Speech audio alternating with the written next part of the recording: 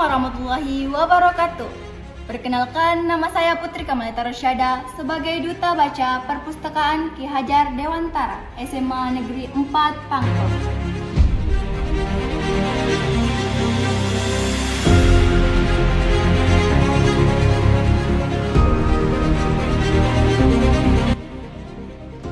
Apa itu literasi? Literasi bukan hanya kegiatan membaca dan menulis. Literasi lebih dari sekedar hal tersebut. Literasi merupakan kemampuan berbahasa atau berkomunikasi seseorang secara efektif. Kemampuan memahami, menyimak, menggunakan, menyebarluaskan informasi yang didapat melalui berbagai sumber bacaan, ataupun kemampuan teknologi secara cerdas dan bijak. Membaca adalah modal utama literasi. Teknologi masyarakat Indonesia menyatakan bahwasannya malas baca tapi cerewet di media sosial. Fakta pertama, UNESCO menyebutkan Indonesia urutan kedua dari bawah soal literasi dunia. Artinya, minat baca sangat rendah. Indonesia itu termasuk negara paling terbelakang dalam kemampuan bedakan fakta dan opini. Tidak heran, banyak warga Indonesia termakan hoaks.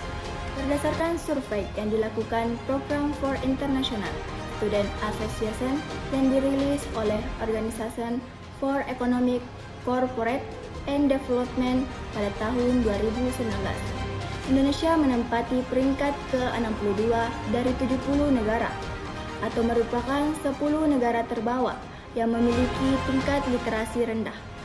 UNESCO menyebutkan, minat membaca masyarakat Indonesia hanya 0,001%, yang artinya dari 1.000 orang masyarakat Indonesia, hanya 1 orang yang minat membaca.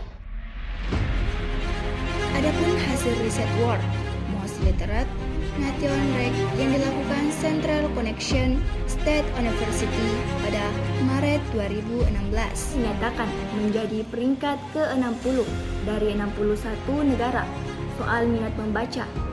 Hal ini bukan sesuatu yang baik. Mengingat kembali, masyarakat bangsa merupakan tujuan negara Indonesia, sehingga kita perlu perubahan.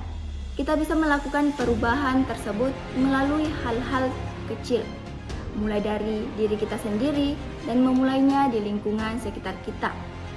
Pengembangan literasi ini bisa kita lakukan dengan pemanfaatan penggunaan perpustakaan.